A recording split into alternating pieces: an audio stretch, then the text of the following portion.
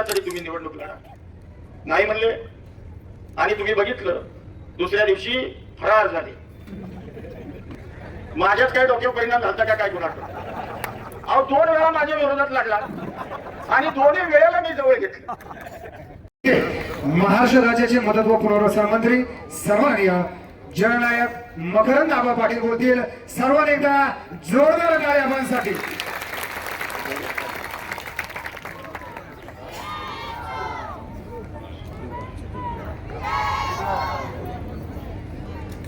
उद्याच्या 7 तारखेला होऊ घातलेल्या जिल्हा परिषद आणि पंचायत समितीच्या निवडणुकीच्या निमित्तानं आपल्या शिरवळ जिल्हा परिषद गटाचे अधिकृत राष्ट्रवादी काँग्रेसचे उमेदवार उदयदादा कबुले,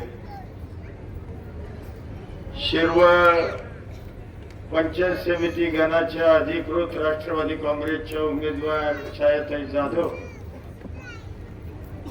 आणि पळशी गणाच्या राष्ट्रवादी काँग्रेसच्या अधिकृत उमेदवार शारदाताई जाधव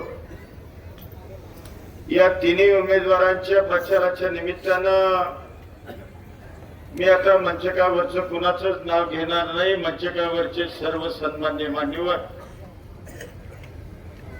उपस्थित मोठ्या संख्येनं या तिन्ही उमेदवारांना पाठिंबा व्यक्त करण्याकरता जमलेले आपण सर्व मला आदरणीय असणारी वडीलधारी माता भगिनी पत्रकार बंधू आणि माझ्या तरुण सहकारी मित्रांनो,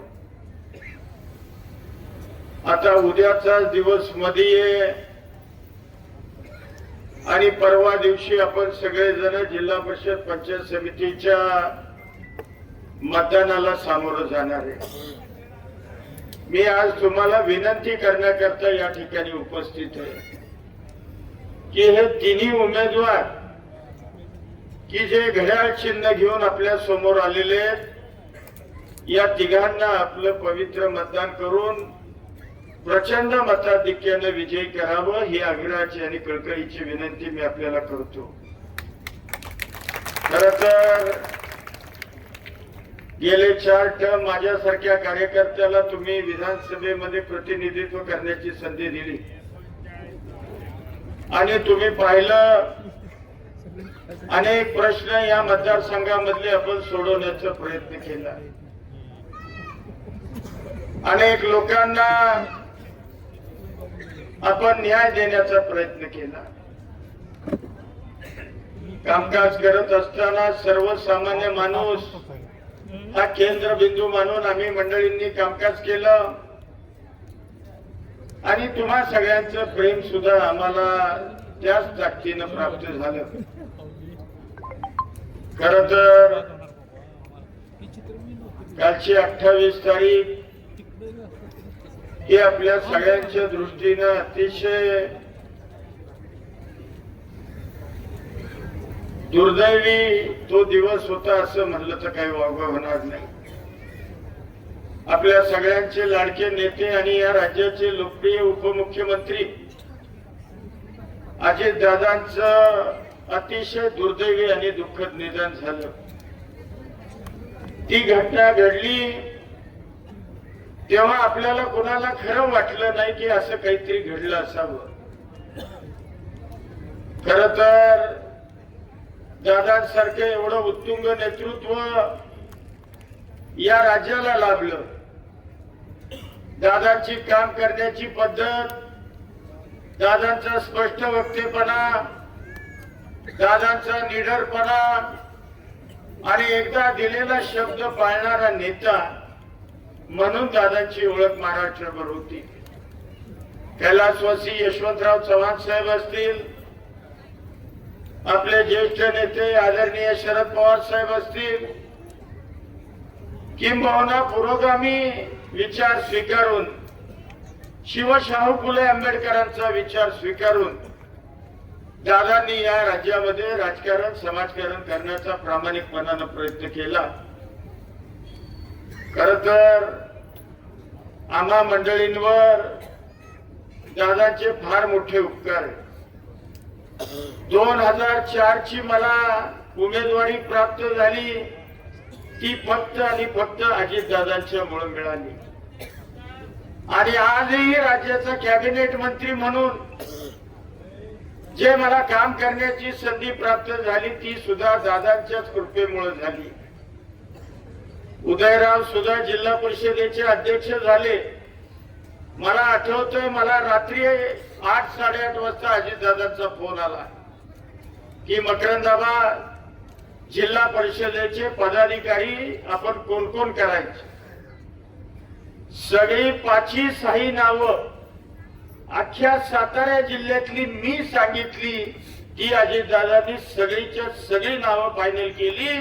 त्यामध्ये तुमच्या सुपुत्राला अपक्ष असताना सुद्धा अध्यक्ष अजितदादांमुळे होऊ शकलं. हे फक्त आणि फक्त अजित पवारच करू शकत होते.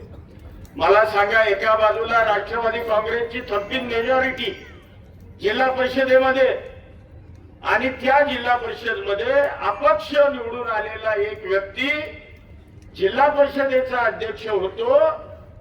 हे फक्त आणि फक्त अजितदादा करू शकतात. दुर्दैवानं आज दादा आपल्यात नाही. फार मोठी पोकळी आज तुमच्या आमच्या समोर निर्माण झालेली आहे. परंतु आता आपल्याला सावरावं लागेल. आपल्याला पुन्हा उभं राहावं लागेल. पुन्हा नेटानं हा पक्ष आणि या पक्षाची संघटना आपल्याला बांधावी लागेल. दादा नेहमी म्हणायचे, माझा कार्यकर्ता रडणारा नसावा तर तो लढणारा असावा. आणि आज आपण बघताय, वहिनी त्यांच्या सुविद्य पत्नी या राज्याच्या उपमुख्यमंत्री म्हणून त्या ठिकाणी विराजमान झाल्या. खर तर अनेक लोकांनी सोशल मीडियावर त्यावेळेला काही वक्तव्य केली की एवढी घाई का झाली होती. मी आपल्याला स्वच्छपणानं स्पष्टपणानं सांगू इच्छितो की घाई काही वहिनींना झालेली नव्हती. आणि वहिनी असं काही म्हणलेल्या नव्हत्या. तर या पक्षाचे ज्येष्ठ नेते किंबहुना मंत्री आमदार आम्ही सगळ्यांनी आग्रह धरला होता की वहिनींना ताबडतोब उपमुख्यमंत्री पदाची शपथ घ्यायची पाहिजे. तुम्ही बघा, तुम्ही म्हणाल हे तुम्ही लगेच काय केलं. अख्ख्या महाराष्ट्रभर जिल्हा परिषदेच्या पंचायत समितीच्या निवडणुका चालल्या होत्या आणि मध्यान्हाला दादा आपल्याला सोडून गेले. मग अशा परिस्थितीमध्ये या पक्षाचे सगळे कार्यकर्त्यांना असं वाटायला लागलं की अरे आता आपलं काय म्हणा. विरोधी पक्षाची मंडळी म्हणायला लागली की आता तुमचा पक्ष आमच्या पक्षामध्ये मर्ज होणार. आणि मग अशा परिस्थितीमध्ये हा निर्णय वहिनींना आम्ही मंडळींनी घ्यायला लावला. मला सांगा, ज्या वेळेला इंदिराजी गांधी यांची हत्या झाली, त्यांचं दुर्दैवी निधन झालं, त्याच्या दुसऱ्या दिवशी राजीव गांधींना पंतप्रधान पदाची शपथ दिली गेली. त्याचं कारणच आहे की पक्ष एवढा मोठा आहे, एवढं प्रचंड कार्यकर्त्यांचं संख्याबळ आहे. संपूर्ण राज्यामध्ये जिल्हा परिषद पंचायत समितीच्या निवडणुका लागल्यात. मग अशा वेळेला जर पक्षाला नेतृत्व नसेल तर कार्यकर्त्यांनी कुणाचा आदेश मानायचा, अशा पद्धतीची परिस्थिती होती. म्हणून हा निर्णय त्या ठिकाणी घ्यावा लागला. खर तर मी तुम्हाला कळकळीचं आवाहन करेन. उदयराव एक अतिशय चांगला कार्यकर्ता, म्हणजे त्याची काही मी तुम्हाला ओळख सांगितली पाहिजे असं नाही. तुम्ही ग्रामपंचायतीला संधी दिली, ग्रामपंचायतीला त्यांनी संधीचं सोनं करून दाखवलं. अहो, ह्या शिरवळचे रस्ते बघायला बाहेर गावची मंडळी यायची की शिरवळचे रस्ते हे एवढे चांगल्या पद्धतीनं आणि कमी खर्चामध्ये कसे झाले हे त्यावेळेला छायाताई सरपंच, उदयराव उपसरपंच, तांब्यांना ज्येष्ठ सदस्य आणि अनेक यामधले सदस्य असतील. म्हणजे तुम्ही ती संधी दिली, त्या संधीचं सोनं करण्याचा प्रयत्न केला. तुम्ही जिल्हा परिषदेला निवडून दिलं, जिल्हा परिषदेचं अध्यक्ष पक्षाने त्यांना केलं आणि 2.5 वर्षाच्या कार्यकाळामध्ये त्यांनी अतिशय चांगल्या पद्धतीनं काम केलं. कुठेही शिरवळकरांना, कुठेही जिल्हा परिषदेतील तुम्ही सगळ्या असणाऱ्या मतदारांना उदयरावांनी कुठेही कमीपणा येऊ दिला नाही. सगळ्यात महत्वाचं, उदयरावांनी स्वतःचं चारित्र्य उदयराव तुम्ही जपलं आणि अतिशय स्वच्छ कारभार तुम्ही जिल्हा परिषद मध्ये करण्याचा प्रयत्न केला. त्याच पद्धतीनं छायाताई सुद्धा सरपंच पदाचा कार्यकाळ तुम्ही सगळ्यांनी त्यांचा बघितलाय. एक अतिशय सुशील, संयमी आणि चांगलं काम करणारी आपली भगिनी ही तुम्ही सरपंच पदावर त्या काळी बसवली. त्यांनी सुद्धा त्यांच्या कामाची चुणूक त्यांच्या कार्यकाळामध्ये दाखवून दिली. आणि आपल्या तिसऱ्या उमेदवार शारदाताई जाधव या शिवसेनेच्या एक धडाडीच्या या जिल्ह्यामधल्या नेत्या म्हणून त्या अतिशय अल्प काळामध्ये पुढे आल्या. एक अतिशय लढाऊ महिला, सर्वसामान्यांचे प्रश्न घेऊन सातत्यानं समाजामध्ये जाऊन त्या प्रश्नांना न्याय देण्याचा प्रयत्न हा शारदाताईंनी केला. खर तर खूप वर्ष, 5-6 वर्ष त्या माझ्या मागे लागल्या होत्या की आबा मला राष्ट्रवादीमध्ये घ्या, मला राष्ट्रवादी काँग्रेस पक्ष आवडतो, मला या पक्षामध्ये तुम्हा मंडळींच्या नेतृत्वाखाली काम करायला आवडेल.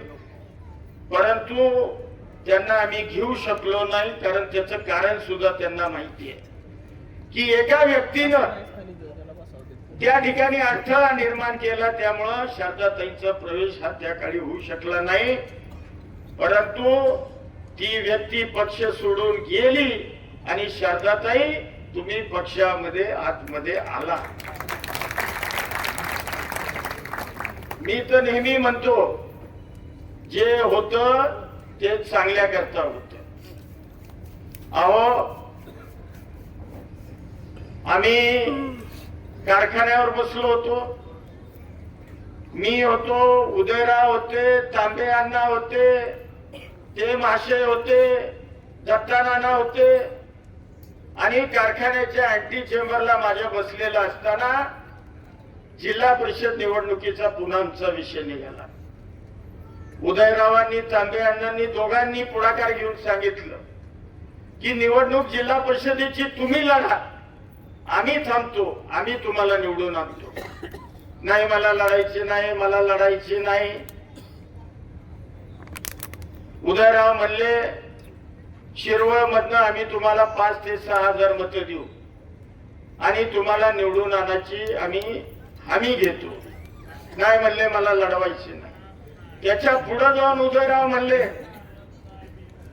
की तुम्हाला जर खोटं वाटत असेल तर मी माझ्या घरातली महिला पंचायत समितीला उमेदवार म्हणून देतो. माझी अजिबात इच्छा नाही माझ्या घरातली कुठली महिला निवडणुकीला उभी राहावी, पण तुम्हाला जर आमचं खोटं वाटत असेल तर माझ्या घरातली महिला मी पंचायत समितीला तुम्हाला खाली उमेदवार म्हणून देतो, आता तरी तुम्ही निवडणूक लढा.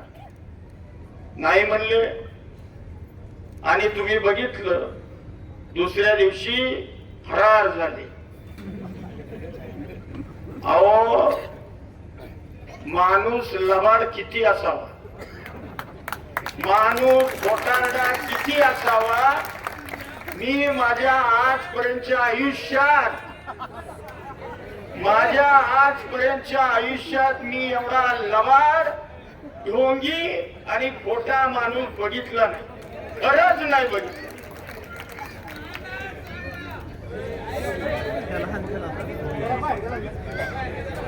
अहो माझ्याच काय डोक्यावर परिणाम झालता का काय कोणाकडे.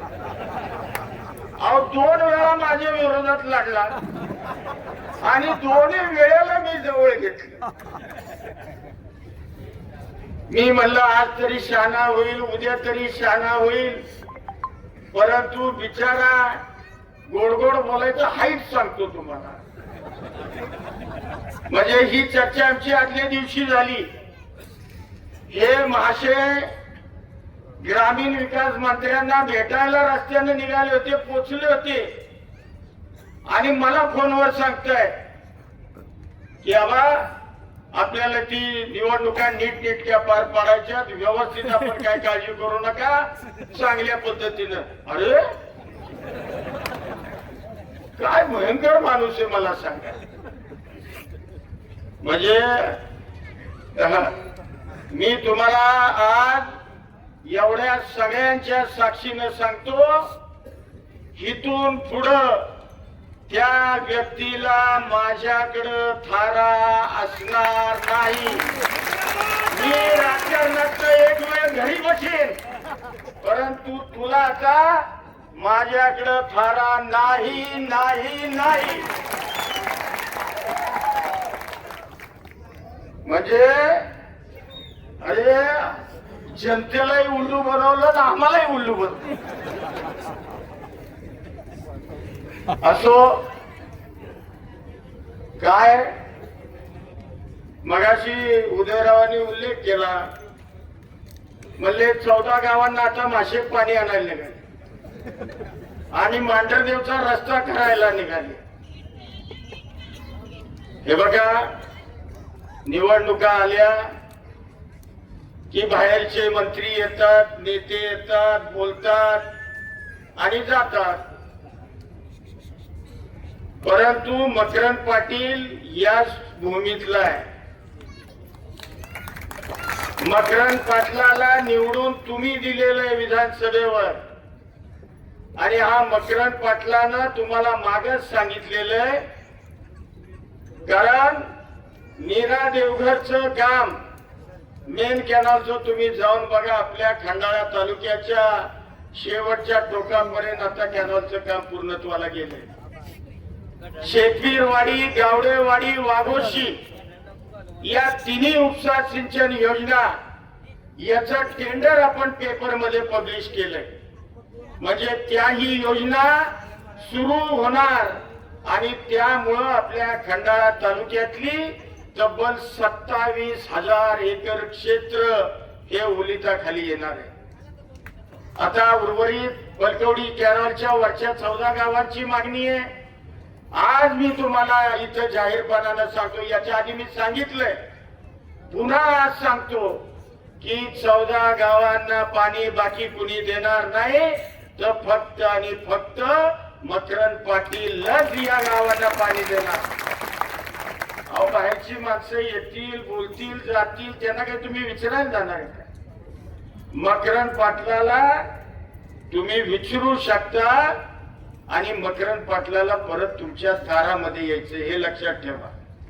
त्यामुळं मकरंद पाटील कधीही याच्या मागे खोटं बोलला नाही, आजही बोलत नाही आणि उद्याही मी खोटं बोलणार नाही. निश्चितपणानं जे काही प्रश्न आहेत उर्वरित ते आपण मार्गी लावणारच आहे. त्या पद्धतीनं आपल्याला आता इथून पुढे जायचंय. मी तुम्हाला कळकळीची विनंती करतो, खरं तर वेळ खूप झालाय, परंतु या तिन्ही उमेदवारांना आपण विजय करावा. आणि माझे हात जोडून विनंती आहे सगळ्यांना की कृपा करून वर दादाला, खाली अमक्याला, खाली तमक्याला, वर फलाण्याला असलं बिलकुल करायचं नाही. तिन्ही उमेदवारांची खून घड्याळ आहे आणि या घड्याळाच्या तिन्ही उमेदवारांना आपल्याला विजयी करून अजितदादांच्या म्हणजे अजितदादांना आपल्याला ती एक प्रकारची आदरांजली व्हायची. आणि मला खात्री आहे या शिरवळ जिल्हा परिषद गटातील जनता ही सुज्ञ जनता आहे. या जनतेनं स्वतःचा आत्मसन्मान आजपर्यंत राखलेला आहे. कोण काय म्हणतं, मगाशी उदयराव काहीतरी सांगत होते की शिरवळचे लोक असे तसे. शिरवळ काय आहे हे बाहेर जाऊन विचारा. आणि शिरवळ गटातली लोक सुद्धा. असो, अधिकचा वेळ न घेता पुन्हा एकदा तुम्हाला सगळ्यांना हात जोडून विनंती करतो की या तिन्हीच्या तिन्ही सीटा आपण प्रचंड मताधिक्यानं त्या ठिकाणी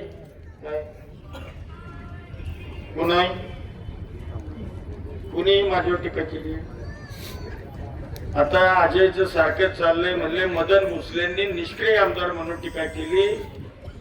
अरे बिचाऱ्या, तुला 5 वर्ष संधी दिली की रे, तू काय केलं? तुला 5 वर्षात लोकांनी घरी बसवला. माझी 4थी टर्म आहे आणि चारीही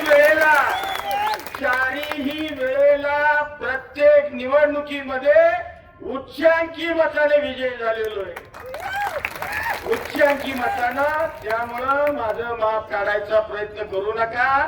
या मतदारसंघातल्या जनतेला माहिती आहे की मी कामाचा आहे का बिनकामाचा आहे. त्यामुळे याच्यावर न बोलणं उचित होईल. पुन्हा एकदा विनंती करतो की तिन्ही उमेदवारांच्या घड्याळाच्या चिन्हाच्या समोरचं बटन दाबा आणि प्रचंड मताधिक्यानं यांना विजय करा. तो विजय असा असला पाहिजे की परत उदयराव विजय असा असला पाहिजे की परत नाद नाही गेला पाहिजे. जय हिंद, जय महाराष्ट्र. धन्यवाद.